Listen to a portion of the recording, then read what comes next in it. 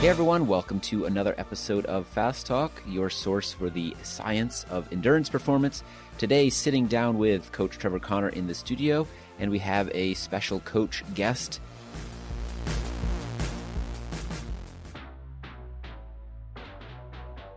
Every athlete faces challenges now and again. I know I have. Same here, and it can be hard to get good advice, and everyone has their own opinion. Right, like that guy on the group ride. I'm not sure if I can trust his advice. Exactly. Perfect example. At Fast Talk Labs, we have the solution to bad endurance advice. Visit fasttalklabs.com and schedule a complimentary solution session. During this free session, we'll talk about your goals and your challenges, and then help you decide on the next step toward success. Get our good advice. Schedule your consult today at fasttalklabs.com. Janis Musins. Janis, welcome to Fast Talk. Hi, hello. Happy to be here. Great to have you on the show.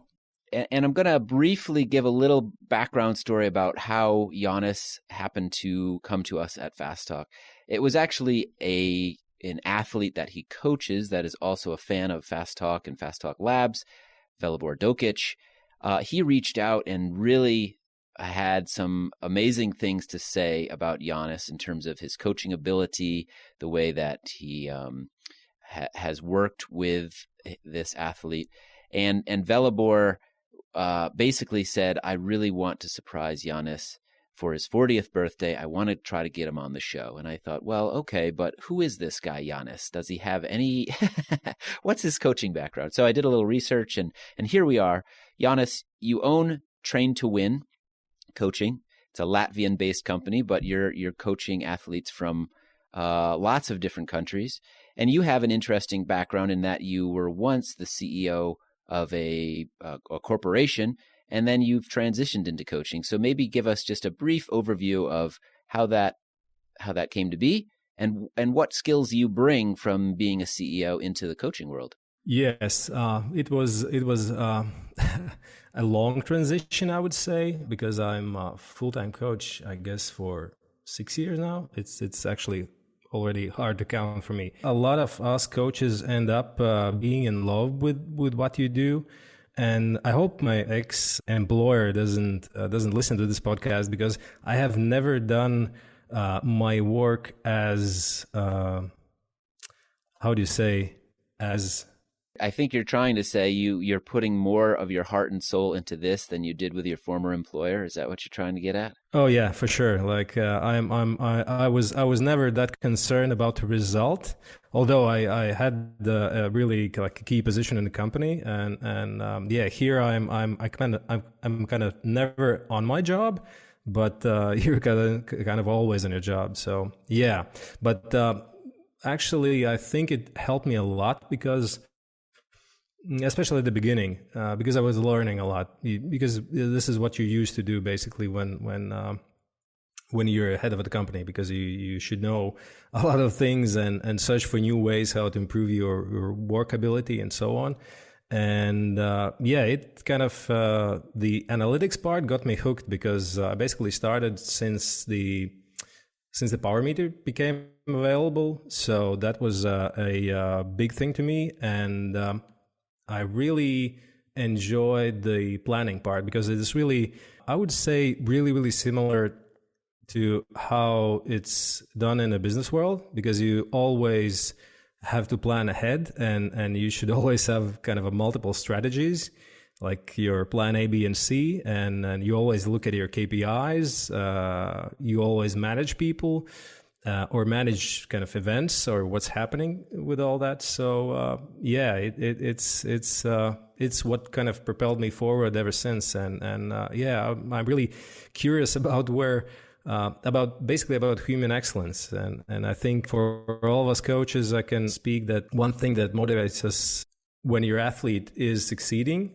and achieving his goal, be it like, I don't know, in national championships, world championships, or just doing his first century.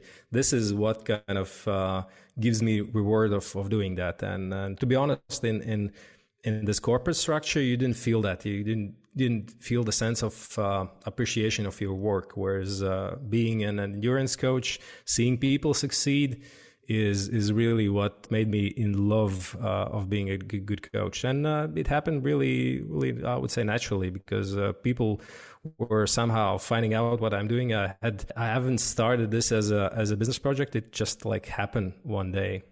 So yeah, that's that. It's great. I mean, you can tell. It sounds like you've found your passion in your home, and this is you've brought a lot of great skill sets over from the former world that you lived in, and now you've combined those skills with a passion. So it's great to hear. Yeah, and I am right there with you. There is no better feeling than seeing an athlete who has been working for a year or longer for a particular goal, that they question whether they can achieve it, and when they accomplish it, whether it's winning nationals, worlds, or just finishing a century, that sense of accomplishment that they have, there's no better feeling as a coach than to see that. Yeah, for sure. We want to get to the listener questions quickly, but that's kind of, the sense that I got when Velibor, one of your athletes, wrote in and said, I really want to get Janis on the show. I think he'd be great for the show. He was very passionately describing why you were such a good coach. So thank you, Velibor, for reaching out and getting Janis on the program. By the way, it was a total surprise for me because he actually called on my wife's phone at my birthday, and I'm no like I never celebrate my birthdays basically ever, and this was like a absolute and total surprise because she gave me a phone and I see like he was FaceTiming her. I see his face, and I'm a long-time listener, by the way, of your podcast as well, because I've sent him your podcast as an explanation to, I can't remember actually what we were discussing about, but I've sent him the episode, and then it kind of gets started. He was starting to listening to your podcast, and then the next thing I know that he tells me that I have to be on the podcast. So yeah, it was by far the best birthday present for my 40th birthday. So, excellent. Yeah. Thank you, Oliver, for that as well. Yeah, that's great. Well, we are quite honored and very happy to have you here. And I will say, so we put up a Word document with the questions, and you wrote in your answers. I read through your answers last night and just went, wow, I don't think I even need to be there tomorrow. Your answers are fantastic. So I'm really looking forward to this conversation with you. Let's get into our first question here. This one has to do with something I know that you love to think about, which is time trialing and time trial pacing specifically. This question comes from Ernie Blankenship. He's in Independence, Missouri in the U.S. He writes, I have a hard time pacing in time trials. Some people recommend that I have a steady pace throughout the effort. Others are adamant that I need to vary my pace given the terrain and technicality of the course. For example, surging over hills, accelerating out of corners to get back up to top speed as quickly as possible. What is your advice, and does it depend on the level of the rider? Janis, I'll turn it over to you to start. What do you think? People who are saying that he has to kind of approach it a bit differently, or depending on course and at a varied power outputs are the correct way. A lot of people do think that time trials are ridden at just one power output, and actually there are almost, I would say I've come across only a few of them where it's very flat, like pancake flat, and you have only just a turnaround point and basically no wind. But most of the time trials are actually ridden at not like one constant power. So you basically have to adapt your strategy to, first of all, the course, the weather forecast, of course, because if you're less aerodynamic, you should always kind of try to gain more time when you have a headwind. If you are like really good climber and it happens to, your course happens to have a climb in it, then most probably you should be concentrating on that climb rather than doing the climb at a constant power output. You should actually go over your threshold and try to kind of recover on the downhill. Or if you have really technical course and you happen to be a really technical rider, then it may help you a lot, and you should like concentrate on this part of the course. So I think there is no right way how to ride a time trial. There is a certain way and pacing strategy that you need to adapt to a course. And to be honest, I don't think that it would be dependent on riders' ability, because the pros do the same, and the amateurs, if they do want to race well, they pretty much should adapt the kind of the same strategy. The more you know about the course, and the more you know about yourself as a rider, your abilities and your strengths and weaknesses, then it's pretty much what you need to take into account thinking about the pacing. Question that comes to mind for me, for those that are maybe less familiar with the discipline, and they hear you say sometimes you have that climber's ability, so you focus on the climb in a given course, and you want to go above threshold. How do you gauge how much above threshold you can go? Is there a simple answer to that? There's no simple answer to that. What I would say is testing is most probably the correct answer. Okay, maybe if you have looked at your power duration curve or your abilities, or done some testing, some like lab testing, you may find an exact number to target.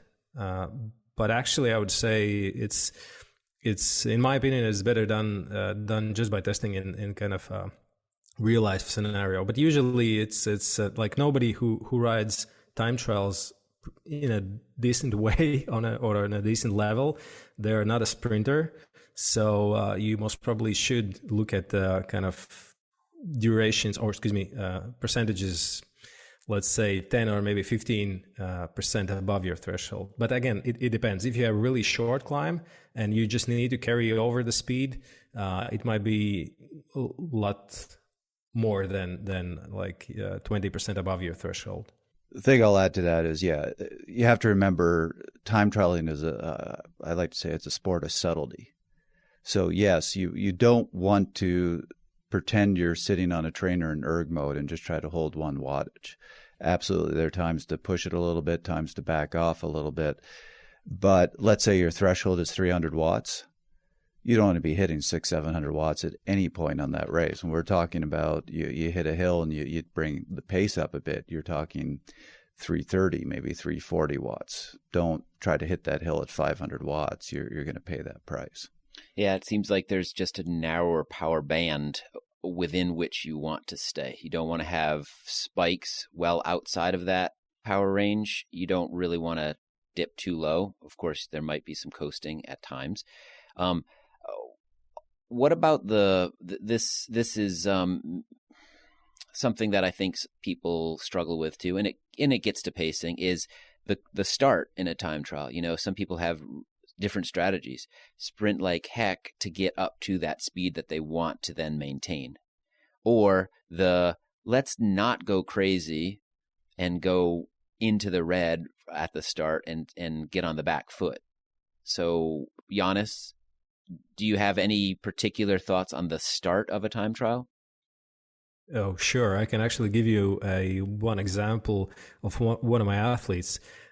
His FTP was at the time about 360 watts. And he was like decent time trialist. And he starts this one time trial and he finishes it and sends me a message afterwards. And says like everything was really, really bad. Like I suffered like hell when I finished, and I almost instantly look at his power file, and I see like for first 3 or 4 minutes he was doing like 420 or something. So I've called him back and said basically your ego was bigger than your head at that point of time. Yeah. So yeah, the starts are actually, I think, the worst, because you have this adrenaline rush and you want to do better than, or you actually at that point you think you can do better. So I usually tell that you should always like keep a close eye on your power at least first 3 to 4 minutes. Then when you settle in, it's really easy to find your rhythm. But if you kind of overcook it as soon as you start, well, basically you're finishing as this athlete I mentioned. So yeah, the starts, and especially, by the way, the starts and the tailwind are the worst, because then you have this false sense of speed that you are capable to sustain. I wish I could remember who originated this expression, but there's I've heard this a few times. There are 3 rules to time trialing. Start out easy, start out easy, start out easy.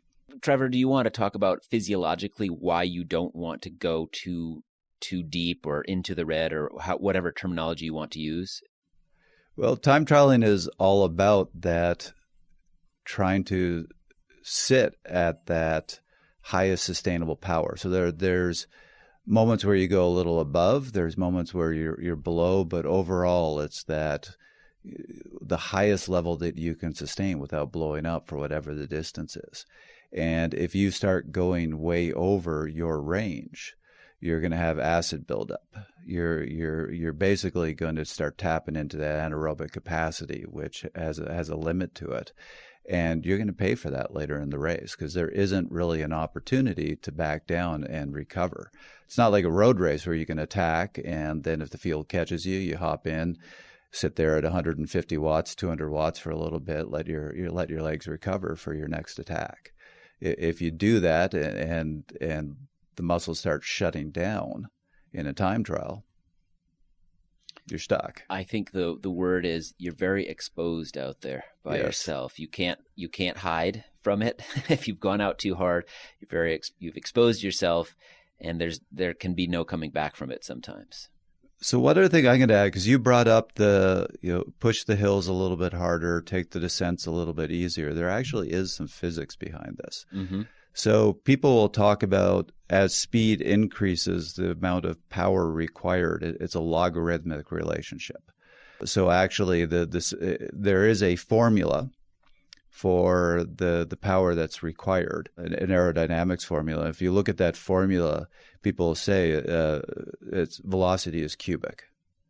So basically, the way to think of it is to go from it takes 3 times as much power to go from 31 to 32 kilometers as it takes to go from 30 to 31. It's actually not quite true. It's actually relative velocity squared times absolute velocity.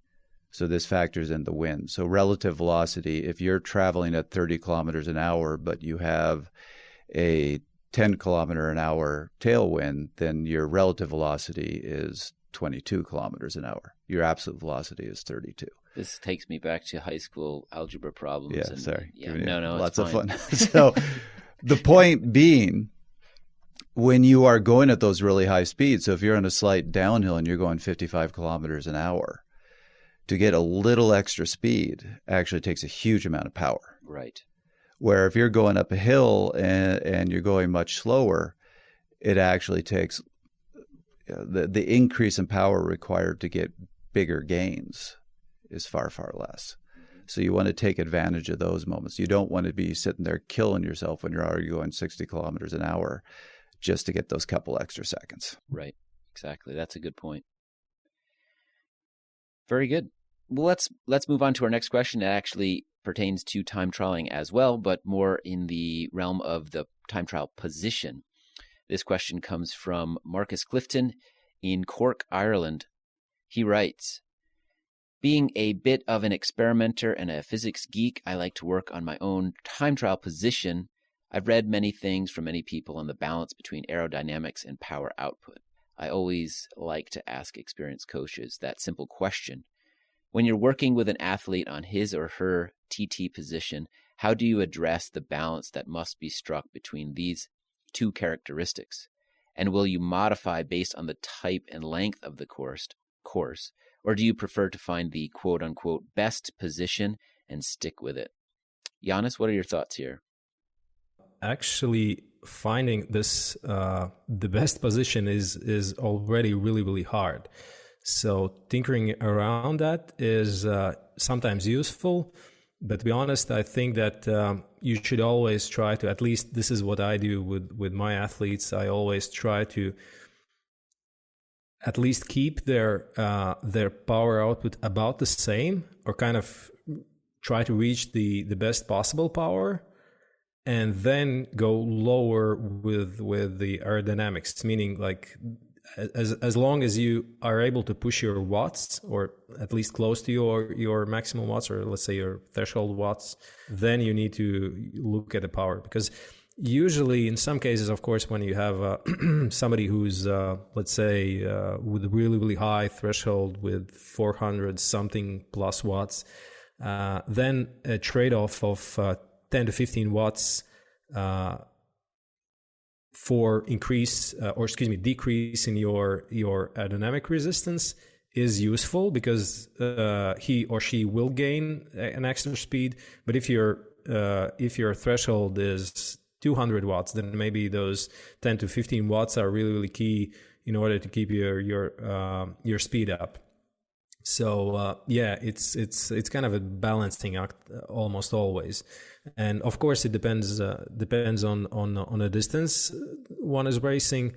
But I would not change. Like if I have an athlete who's racing relatively short time trials, let's say 20 or 40K time trial, or even shorter than that, let's say, most probably he's racing at more aggressive position.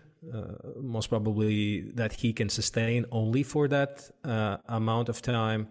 Whereas if there's somebody who's doing a full Ironman distance and has to run after that, most probably you'll lean more towards the position being more comfortable and sustainable with less kind of power or strength required, because you actually need to run after that. But I wouldn't change the position of somebody who is let's say a triathlete racing full Ironman distance for those shorter events, because you need to train in order to be efficient at that position. You need to spend considerable amount training in that position. Because I think everyone who has ever raced a time trial bike knows that this is not that you are good instantly. Some people are, but a lot of people are not that well adapted and not adapted fast to this position. So finding this position is already a kind of a key, and then you can try to adjust it in minor details, I would say. Overhaul of position is never a good thing, in my opinion. I've certainly had cases where athletes don't own a time trial bike. They're going to a time trial, or they're going to a stage race with a time trial, get their hands on a TT bike a couple of days before the race and go, "This is going to make me faster." And my answer is, not necessarily. Right. You need to put that time in on the bike, and you can't expect, if you haven't been putting the time in, to hop on a TT bike and suddenly be faster. Right. Not the greatest comparison, I wouldn't say, but in my very limited experience, this kind of illustrates your point, Trevor. I knew what my threshold power was on a road bike going up a climb. And then when we did testing, as we were preparing me for the hour record, I honed in on what my threshold was in the TT position. And it was a good, probably 50 watts lower, which is a substantial, percentage-wise, a very substantial number. And I just didn't have the time to get used to that position. There's a lot to it. There's years of work trying to get used to that position and be able to put out the same amount of power. And I don't know that everybody ever gets there. There's very few people in the world that probably put out more power in the time trial position than they do on a road bike. There are some, and they're probably pros, and they probably grew up racing the pursuit on the track or something like that. But yeah, it's a long process, and you cannot expect to get on a TT bike, get into that relatively aerodynamic position, and maintain power without some work on the bike and off the bike, I would say. Well, Janis, I really like your philosophy on this. Continue with what Chris is saying, that it's one thing to hop into a wind tunnel and for 5 minutes be in a position and they go, well, this is the most aerodynamic you can be. The question is, when you're out on the road, can you sustain that? Yeah. Can you put out the power in that position? And I love that you say, you have to look at, can I hold this, and then be willing to put the work into getting comfortable and be able to ride in that position.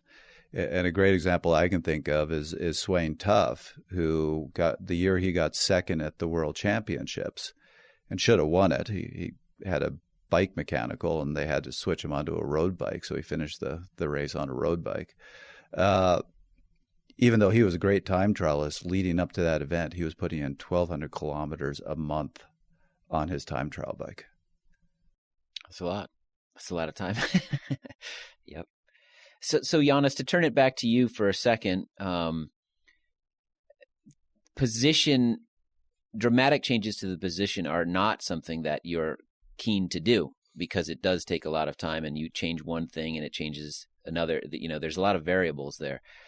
Are there other things that you would, and I know this might be a big topic unto itself, but are there other things that you would turn to if somebody's trying to improve at the time trial besides position? Would you look to other things first, and what would those be?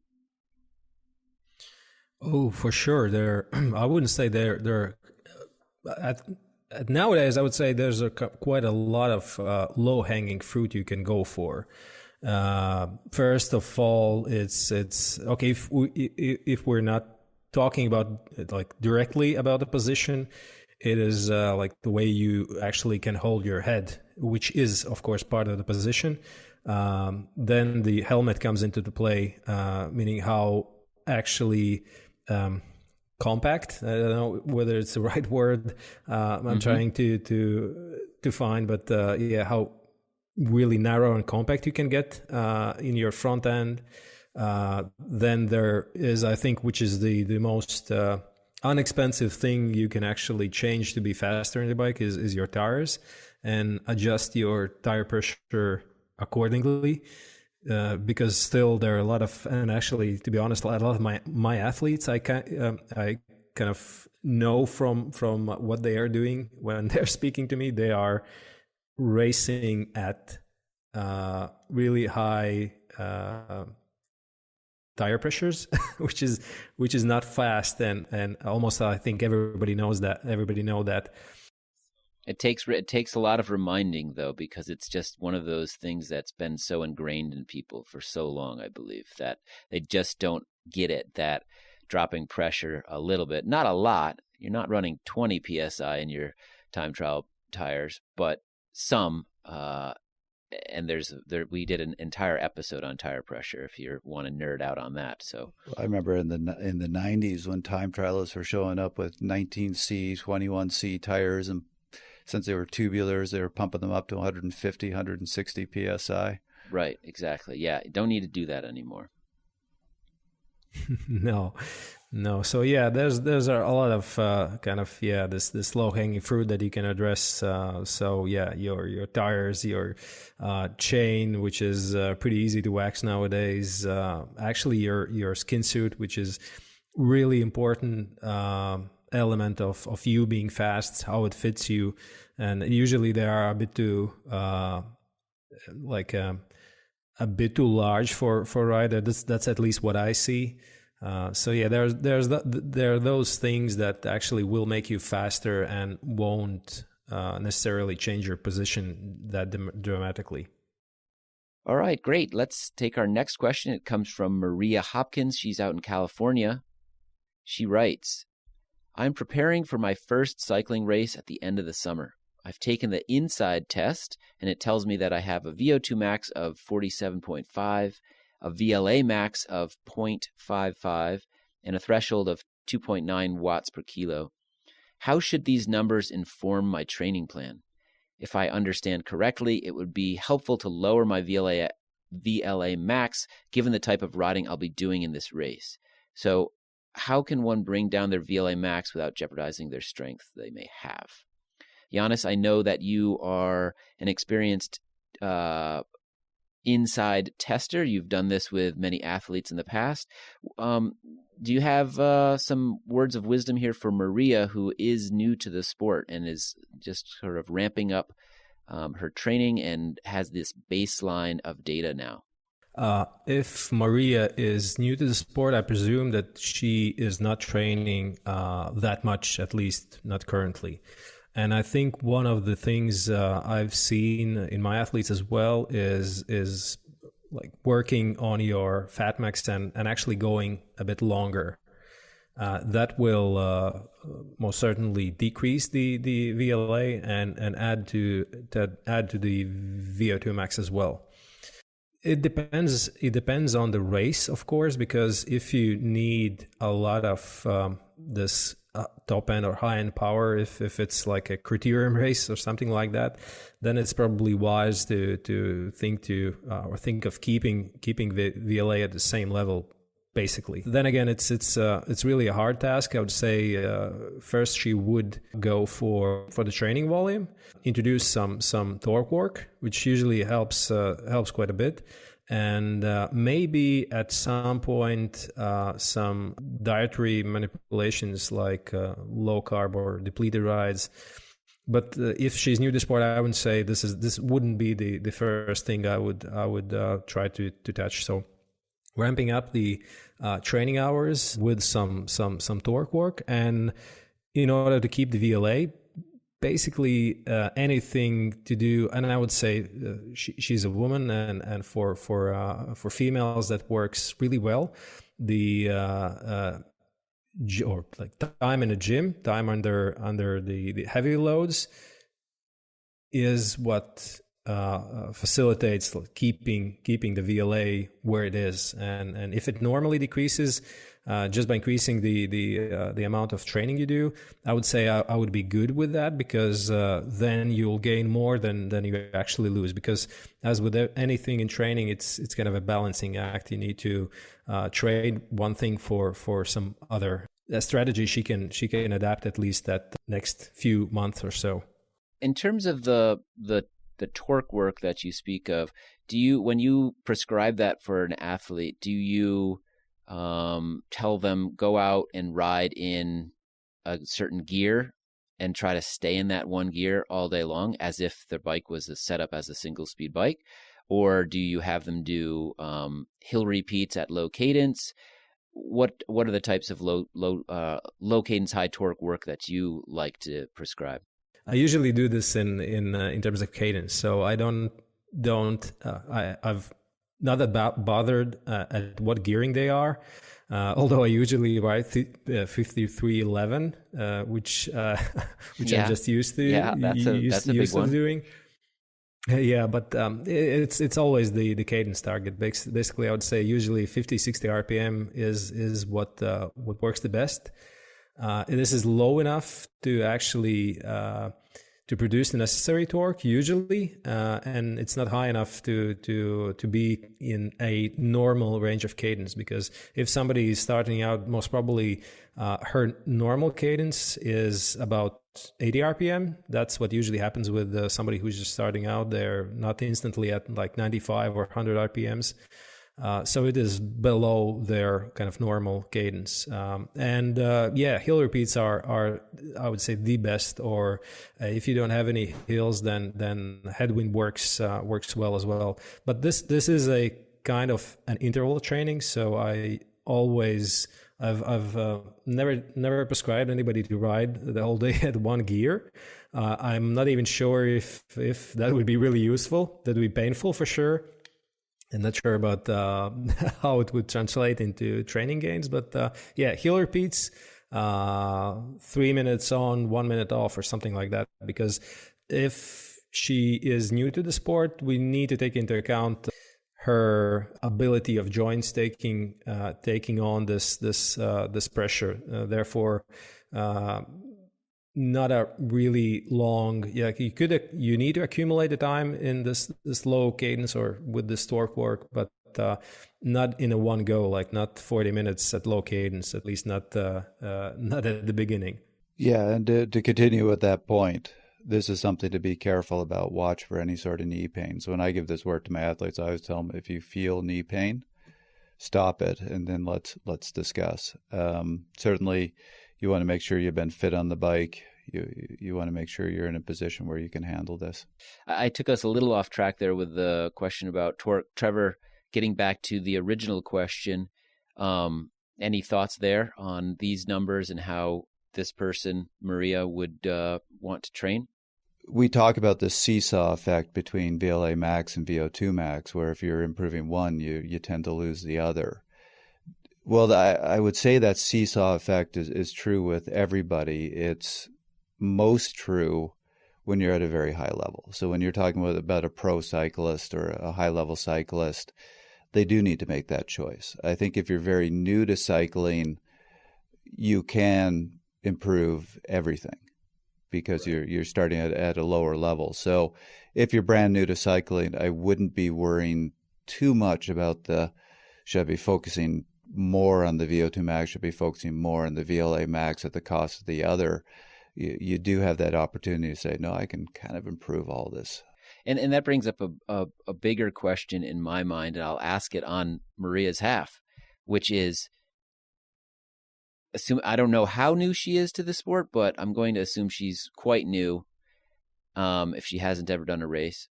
Should she be focusing on numbers at all, or should she really just, the number that Janis was most concerned about, it seemed, was volume. She just needs to ride more to get fitter. And these are great baseline numbers, but would you recommend she just kind of ignore them? Janis?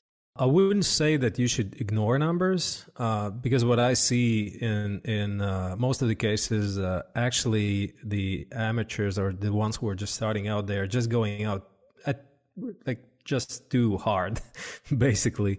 So without or in order not to kill themselves or in order Maria to progress gradually and not harm herself, I would say she just needs to remember this one number, which is most probably her fat max, and that's basically it.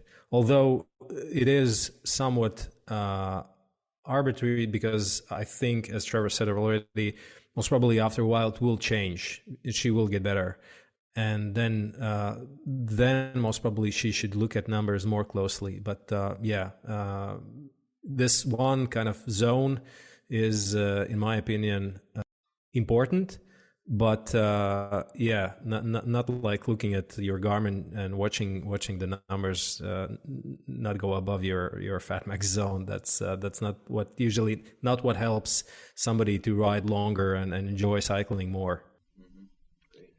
What I really like about what you're saying is, I agree with you that when you are new to cycling, training doesn't need to be overly complex. And I do get concerned sometimes when I see coaches that feel they have to give a brand new cyclist a sort of sophisticated plan. You have to give somebody who's got 10 years of experience and is racing at the pro level. That's not the case at all. When you're new to cycling, as you said, you just want to make sure you don't kill yourself because you're going hard every single day. You want some intelligence to it, but it doesn't need to be that sophisticated. All right. Our next question. This one comes from Clara Steiner. She's in Stuttgart, Germany, and she writes, "My coach is a stickler for the details. If he schedules a 3-hour ride for me and I do a 4-hour ride, he is not happy. If I do less than I should, he is not happy. If I do something that I'm satisfied with, he will often ask why I'm satisfied and then find something that makes me realize what I've done is not as good as I think. Maybe that sounds harsh, but I personally find it very motivating. However, it took a long time to get to this point where this, quote, tough love approach felt beneficial." So Clara's question is, how do I know that this type of coaching dynamic is the best for me? Is it possible that I would thrive or see even bigger improvements with someone who wasn't such a stickler? Janis, I'll turn this over to you. I will note that when Velibor originally reached out to me, I think this is a great question for you because he kind of said that you were a bit of a stickler in a good way, and he liked it. So is that true? And how would you answer Clara's question here? That's really true. I'm not giving out my kudos in Strava just for any random session. That's Gotcha. Understood. Yeah. So if I actually do that, then there's something I consider to be really good or useful about the ride. But answering Clara's question, I think if she is still with the coach, then it kind of works. Be tough love. If you're a good coach, most probably you are a good psychologist as well. And this is my own philosophy as well. If you want to be really good at this coaching game, you need to be a 2-in-1 person, kind of a data analyst and psychologist as well. And you need to know your athlete and what drives him or her forward. And for sure, sometimes you need this tough love, and you need to give somebody a really hard talk about something that they do. And I think Clara's coach is doing a good thing that he or she is asking Clara why her thoughts are the way they are. Because sometimes athletes, especially if they don't know the idea behind the session, they kind of tend to think, okay, I need to do 4 hours on the bike, whereas you as a coach say you need to do 4 easy hours on a bike. And if you go hammer out those 4 hours, of course your coach won't be happy. So communication and understanding the reason why behind that, I think is really a key. And I have always said and truly believe to that I have my athlete's interest. So I always act as a person who is in direct interest of this person getting better than she was, or he was before that. If it takes a somewhat tougher approach, then it's what you need to do, because I'm as I said, like I've done the same basically. I've asked those questions to my athletes, and I said like you are wrong, because this is not what it's intended to do. I mean, the training session. It's hard to judge whether somebody would be better or not, but you kind of need to be a keeper of the cog, so to say, and see that your athlete actually is following the plan, because people are inherently lazy. It's just the way human nature is, and part of a coach is being a mentor and a kind of a police officer who keeps an eye on your training peaks shadow being somewhat green. I think that Clara has found a good match. Whether it could be better, who knows? As long as she's training and progressing, I would say it works, because coaching is partially a psychological game as well. I mean, you need to have this match with other person. The better match you have, the more or the better result you'll end up with. Trevor, are you a fan of tough love? What's your coaching personality? What's the persona you bring to, and does it change from athlete to athlete? You brought up the point about as a coach, you're almost a psychologist. I've heard that many times before. And it is very true. Very, very true. And what I would say is there is no one approach that works for every athlete. Part of what I have found I have to do whenever I start working with a new athlete is figure out that athlete, what resonates for them and what they need. And so example I always think back to is we used to be in a shared office space, and there was a gentleman in that space named Richard who listened to me talk to one of my athletes one afternoon. And when I hung up the phone, he went, "Wow, that was harsh." Mm. Like, what do you mean? He started describing it like, you were being pretty hard on that athlete. And I just went, that's what he needs. That motivates him. But I have other athletes that I would never be negative with because it would completely deflate them. Mm-hmm. So I think with each athlete, you really need to figure out what motivates them, what keeps them going, and give them what they need. But I'll also quote Neil Henderson. We had him in here on the show, and we were off mic. I think we had just finished recording. He was talking about one of his athletes. I was like, wow, Neil, that's hard. And he goes, they don't pay me to be their friend. Yes. Not to throw Neil under the bus or anything, but I feel like he probably trends more in the tough love kind of works for everybody. And if that's not working for the athlete, that's okay, because that's Right. the way he does things. And if they're not going to thrive under that, they should find a different coach, right? Agreed. Now reading this, I mean, it's a 1-paragraph question here, so I certainly don't know this athlete, but from the little bit I'm reading, it sounds like she needs that tough love, but also probably needs this coach to every once in a while be encouraged. It sounds like he's always looking for something to say, you didn't do this well enough. Mm-hmm. And I, just on the little bit I read, I think with this athlete, I would give some of that. Well, no, you need to step this up. You could do this better. But it sounds like she also needs those moments of celebrating, saying, that was a good ride. Well done. Yeah, the occasional reward. Right. Yeah. Question for both of you, I think. Have you ever been asked by an athlete this question? Do you think I should see a different coach? Do you think I would be better served by a different coach with a different philosophy or methodology? Has anybody ever asked you that? And if so, how did you respond?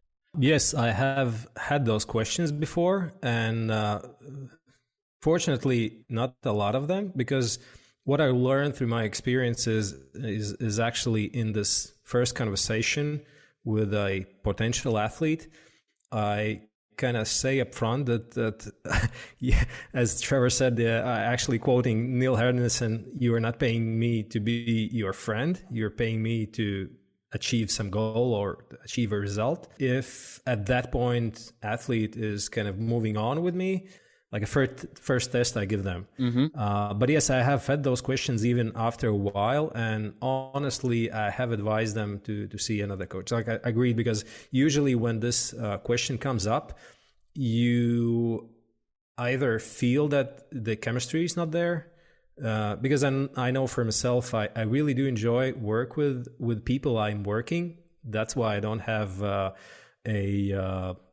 intensely changing roster of athletes. They pretty much stay the same quite long with me. And I enjoy that, and I cherish that. But then again, if somebody comes once in a while and sees that my work is not right for them, I'm more than happy actually to advise them to seek another type of coach, because as I said, like I'm no cheerleader as well, and if somebody sees this as a key characteristic in his or her coach, I won't be the one who is providing that for this athlete.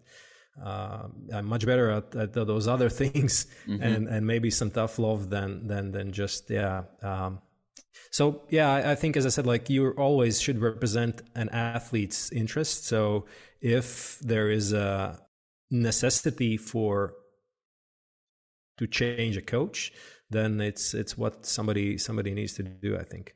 Yeah. I'll also add to this. I sense this in you. I certainly know this with Neil. There's nothing wrong with tough love, but it needs to always come with respect. Mm-hmm. And where I get concerned about coaches is when I hear about coaches that aren't showing respect to They're their just athletes. being critical all the time. So that's, when I hear about coaches that are always yelling and insulting, Sure. that's different. Mm-hmm. Absolutely. So you can be tough on an athlete, you can drive an athlete, but you should always respect the athlete. And I will say, as a coach, if you don't respect your athlete, then you should be telling them you need to find another coach. Mm-hmm. Mm-hmm. For sure. This brings up another question in my mind, and honestly, this is one that I really have wanted to ask throughout the program, because I know that Janis, in particular, you've coached athletes from a lot of different countries. Trevor, you've coached athletes at least in North America, but from very distinct regions. I'm curious to dive into that a little bit. Do you see trends or habits, good or bad, from the different athletes you work with from a given place? And if so, how do you work with that? How do you respond to that? And I'll give an example. And I'm speaking in general terms, of course.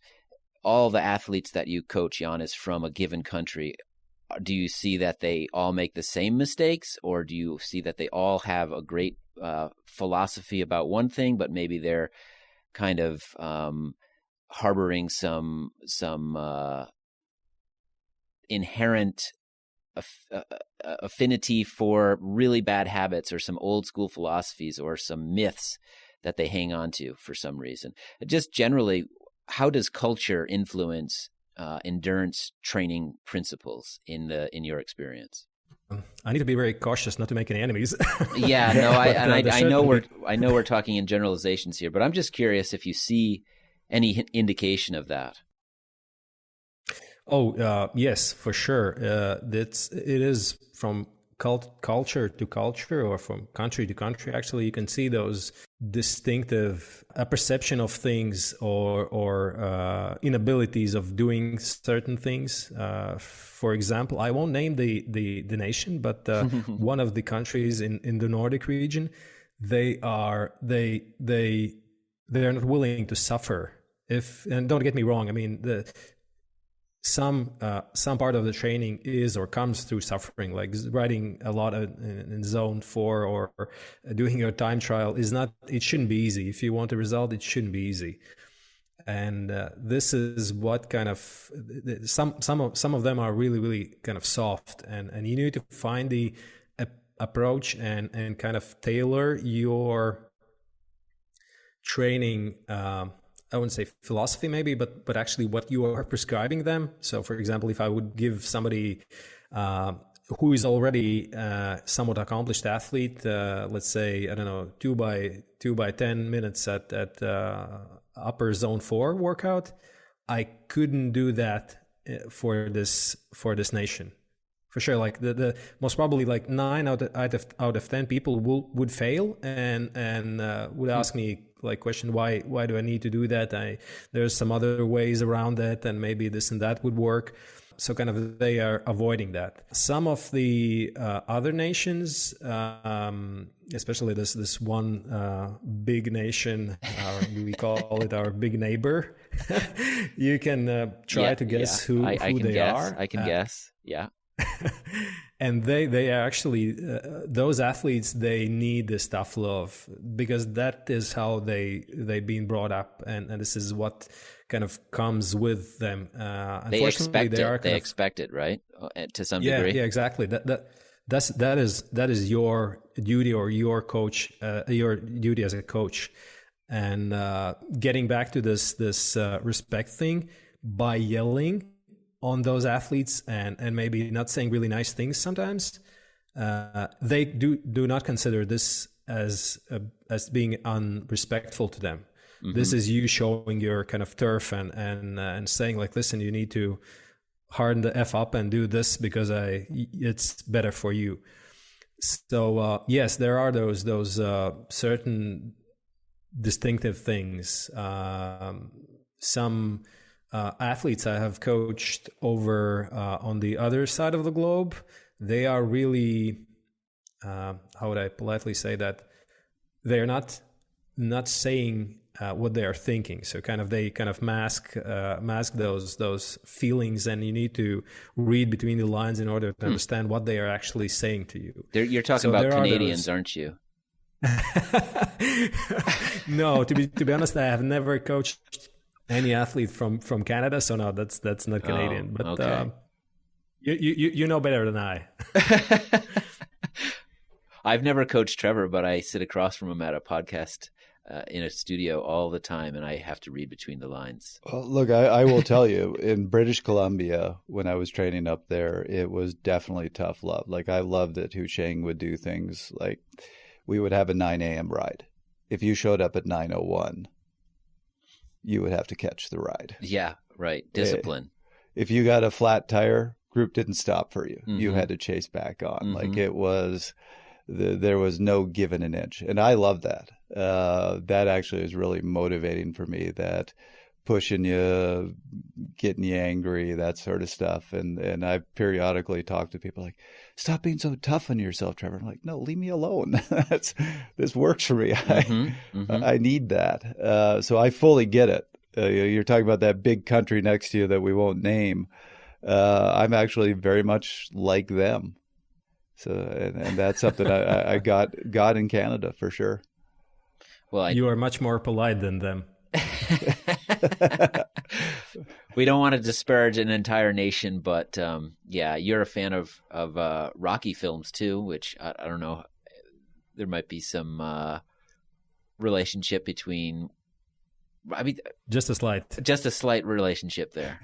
We won't go any farther with that. In my workout room, so my second bedroom's a workout room, and I have on the wall one of my all-time favorite quotes, which is from Rocky Balboa, and it starts with, "Let me tell you something you already know.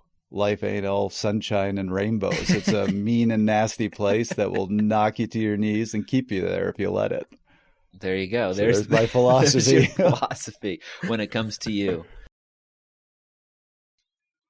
Well, I don't know what the benefit is of discussing it. I just thought it was very interesting to understand a little bit more about how people bring a little bit to their own training and how coaches can effectively work with that. And it's nice to hear that you say that the things we've discussed on the program many times before, particularly the aspect of coach being a psychologist. Part of me gets a little anxious hearing that. I know it's so true. The thing that makes me anxious is the fact that most coaches are not actually psychologists. So they're basing a lot of what they say on things they know through experience, sometimes gut feeling, sometimes they're probably guessing. And that's where I get a little worried that sometimes you might say the wrong thing, because you just don't know. Not that a trained psychologist always knows either. This stuff is complex, so it does take a lot of experience, building rapport, understanding, trying to understand through a lot of communication what a given athlete needs and modifying accordingly. So, well, those are the questions for today. And Janis, I must say, it's been a real pleasure to have you on the show again. Velibor Dokic out there, if you're listening, thank you very much for bringing Janis to our attention. Train to Win Coaching is based in Latvia. Janis, you're right now at a training camp in Spain. Thank you for making the time and for joining us on Fast Talk. Yeah, it was my pleasure. It was a real joy having you, and your answers were fantastic, so really appreciate your taking this time. That was another episode of Fast Talk. Subscribe to Fast Talk wherever you prefer to find your favorite podcasts, and be sure to leave us a rating and a review. The thoughts and opinions expressed on Fast Talk are those of the individual.